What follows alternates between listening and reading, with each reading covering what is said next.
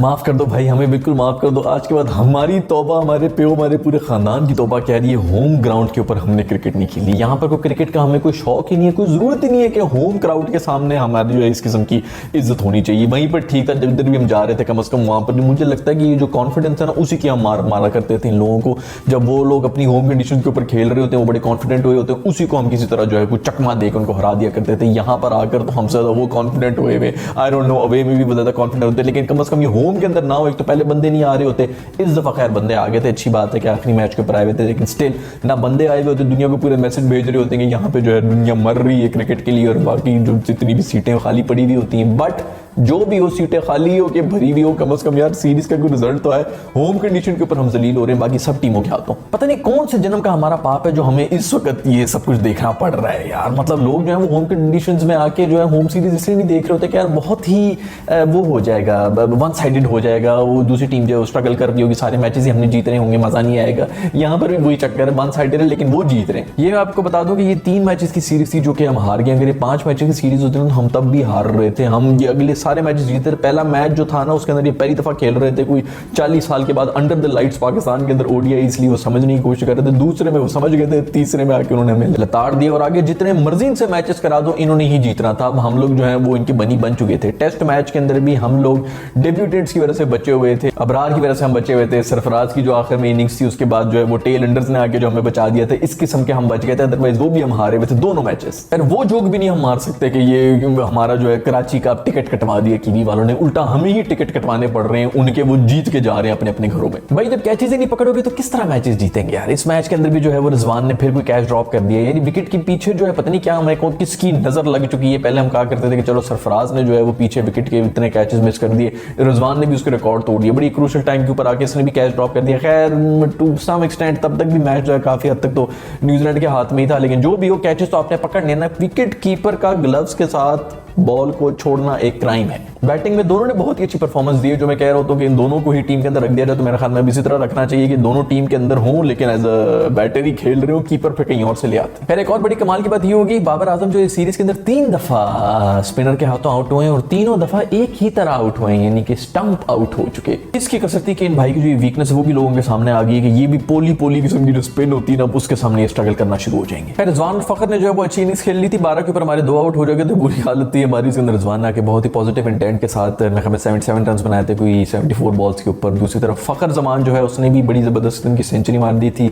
बहुत pressure game थी क्योंकि वो भी इस सीरीज से पहले तो अनाउंस ही नहीं हुआ था उनका नाम, शुक्र है कि हम लोगों ने शोर मचा दिया था तो सब सेलेक्टर्स वगैरह को याद आ गया कि हाँ इसको भी रखना है, उसको पता करो भी वो बीमारी से आया है कि नहीं आया है। फिर इन्होंने आके हमारी कोई इज्जत रख दी थी, वरना हमसे तो 200 रन भी नहीं होने थे। और फिर वो भी एंड में आके मेरे ख्याल में आगा सलमान ने आके कोई 40 रन बना दी थे, वरना हमसे 250 रन भी नहीं होने थे। तो हमने हालत तो अपनी खराब कर दी थी, इन्होंने आके कुछ हमारी इज्जत बचा दी थी। फखर जमान जो है वो जब उनको वो सेंचुरी करने लगे तो बॉल शॉट लग गई थी, एंकल वैंकल मुड़ गया था, पता नहीं क्या हो गया था उनकी, दोबारा जो है टांग पकड़ के बैठ गए थे, हैमस्ट्रिंग के इशू हो गए थे उनको भी।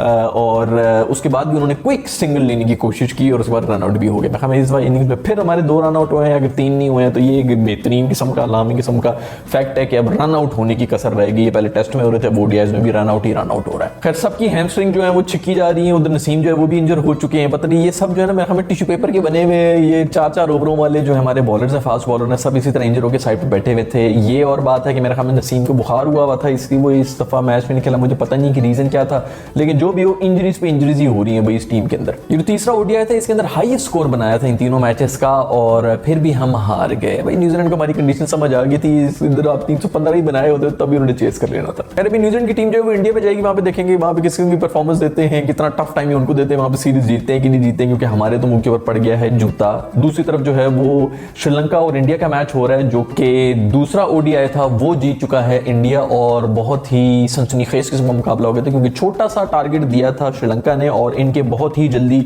आउट हो चुके थे। कोहली वगैरह भी चले गए थे, जल्दी 4 आउट हो चुके, लेकिन फिर आ गया मेरा दोस्त पांडू और केएल राहुल को सब गालियां देते रहते थे, उसने जो आपको मैच पूरा का पूरा जिता दिया। और दूसरी तरफ जो हमारा पांडू दोस्त उसने बड़ी जबरदस्त इनिंग्स खेली थी, इन दोनों की वजह से मैच ये लोग जीत गए हैं। ये पोस्ट मैंने देखी थी, मुझे नहीं पता कि कौन से आर्टिकल की पोस्ट है, लेकिन इसके अंदर ये बताया जा रहा है कि इमरान मलिक की जो है वो पेस दो तरह की, जो हिंदी कमेंट्री थी उसके अंदर वो 155 मार रहा है, 156 मार रहा है, और जो इंग्लिश कमेंट्री थी उसके अंदर वो 146 मार रहा है। तो मतलब कि हिंदी ब्रॉडकास्टर्स में जो है वो बड़ी ही तेज गति से बॉलिंग करा रहा था, और जो इंग्लिश ब्रॉडकास्टर्स थे वहां पर ये बहुत ही धीमी गति से बॉल करा रहा था।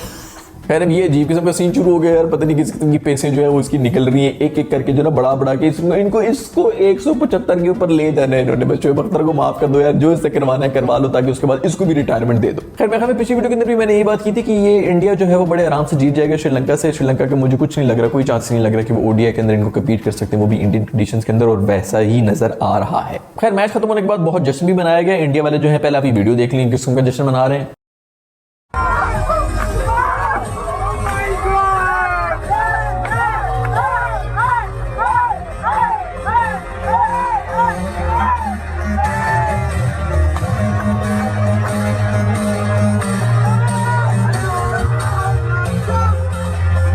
खैर मैच खत्म होने के बाद जश्न बनता भी है, बहुत जबरदस्त डांस भी ये कर रहे हैं। वैसे भी ये जो बहुत से इनके नेपोटिज्म की पैदावार जो बच्चे हैं जो कि फिल्मों में इस वक्त काम कर रहे हैं, उनसे तो बेहतर ही डांस कर रही है दोनों। खैर आप लोगों ने बहुत ज्यादा मुझे गंदे थंबनेल्स भी भेजे हैं, तो मैंने कहा कि उनके ऊपर भी थोड़ी सी नजर डाल दी जाए कि कौन कौन से थंबनेल्स आए हैं मेरे पास। मैच तुमने हराया है, वो नो बॉल ही थी। बाबर आजम की नमाज को गालियां देने की एक वीडियो लीक। नो बाल, तुम हो ही बगैरत कुत्ते।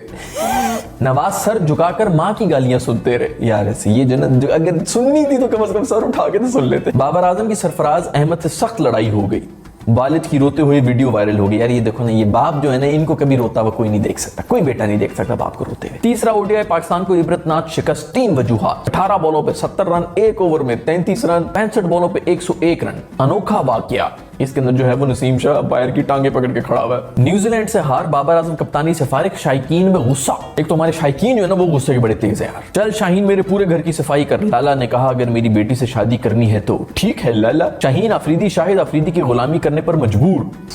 ये बहुत ही बुरा हुआ मेरे इस दोस्त के साथ, इसलिए तो इस मासूम की इंजरी ठीक ही नहीं हो रही। इस मासूम ने इंजरी के बाद जो है वो रेस्ट करना था, उस मासूम को आप लोगों ने लगा दिया कि भाई आप सफाइयां करें, तो घुटने के बल पूरे घर की सफाई कर रहा होगा, 5 कनाल के ऊपर तो उसका घर है, तो कहाँ सही होगा वो बेचारा। खैर शादी के बाद तो ये सब कुछ करना पड़ता है, इसलिए नॉर्मल है, अच्छा है कि थोड़े आपके जो है वो वाले मसल्स भी बन जाएंगे जो कि जिम में भी नहीं बन रहे होते। मुझे उम्मीद है कि आपको आज की वीडियो जरूर पसंद आई होगी। अगर ऐसा है तो ये लाइक के बटन को छू ले, नीचे जो है यहाँ पर मैं अपनी शक्ल का एक गोलू भी दे रहा हूँ, इसको छू लो और CB आर्मी का हिस्सा बन जाओ। Next video, bye.